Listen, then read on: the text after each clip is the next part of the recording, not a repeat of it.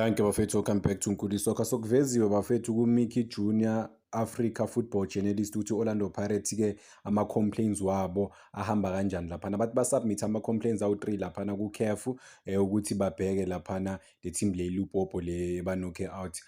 They are hoping ukuthi they will come back to i-CAF Champions League. So ba-complaine ngo-coach, head coach yakhona uGuy Busaka, and then ba-complaine nge-player uMolia, and then uKashala. Sho uMolia ulo dayile bafethu ulo laphana e-Orlando Stadium ulo bekadlala eyedwa ehlupha ushama on target awu-2 lo daya ikhanda ngathi ufaka number 23, yes ngimkhumbula kahle.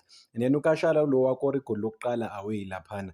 Asazi ukuthi ama-complaint wakhona based on ini, but-ke i-CAF solinda yona bafethu i-review ukuthi Orlando Pirates iyabuya ku-CAF Champions League ba-eliminator iLimpopo. But obviously siyazi ukuthi ama-match awina egroundini, but at the same time umthetho sometimes umthetho, yabo. So bona ukuthi kunecala na iLimpopo because of it was heavily reported from kwela seCongo laphana ukuthi ucoach unenkinga, asazi-ke ama-player ukuthi kwenzakalani. So ngibona ama-comments amaningi lana bafethu online, abantu baya commenta laphana bathi abanye bathi match winner laphana egroundini not on paper, but-ke abanye bayaphendula under leyo comment leyo bathi-ke ama-rules kodwa kumele alandele nawo. Omunye uthi unfortunately akusona i-street football, lesi professional football, yabo. And then omunye uvele wathi utshele leyo nto leyo kuMamelodi Sundowns ngoba nayo yawina through i-back door. So yeah man, so bona ukuthi kuzokwenzalani. Omunye ubaba la uNowen Shaw ngo-comment uthi hayi nathi sesizobizwa nge-backdoor champions manje. Yeah, but let's hope i-CAF izo-investigator ikwazi ukuthola ukuthi what is wrong ngempela, if khona icala or if alikho izowa-dismissa lama-cases lawa awu-3 arayizwe i-Orlando Pirates ukuthi hopefully bakwazi ukubuya ku-CAF Champions League.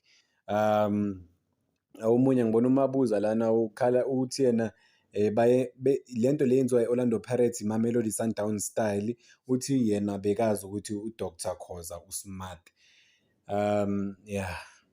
So bona ukuthi izohamba kanjani bafethu. That's just the news from Orlando Pirates ukuthi ngempela indaba yabo izophelela kuphi. Ngibafisela inhlanhla ku-case labo ukuthi bakwazi ukubuya laphana ku-CAF Champions League. CAF Champions League le abayifuna, bayifuna serious ngempela. And the plan for them, I think what is said for Orlando Pirates ukuthi already kuma-interviews amaningi ama-player Orlando Pirates, I've been following them since nge-off season, abo Sibisi, wonke iplayer Orlando Pirates engilibonile laphana belikhuluma ngokuthi they are going all out for i-Champions League, even nabo Mabasa, they're fighting for every competition on off. Imagine uphuma last season baphume kuphi ku-semi-final, almost ba-reach i-final, but uMayele was the hero of the day. Only this season they are knocked out kuma-qualification stages, kuma-prelim rounds of the competition, because i-competition kahle kahle vele iqala kuma-group stages. If awufiki kuma-group stages then i-competition ayikakaqali formally. Same thing lento eyenzeka nge-Champions League yale overseas, i-Champions League yangempela, i-UEFA Champions League.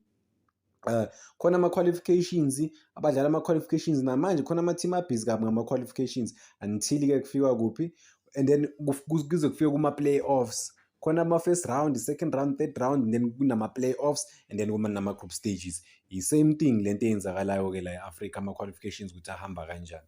So ngicela ukuyibamba la, so bona ukuthi i-CAF izothini indaba ye-Orlando Pirates.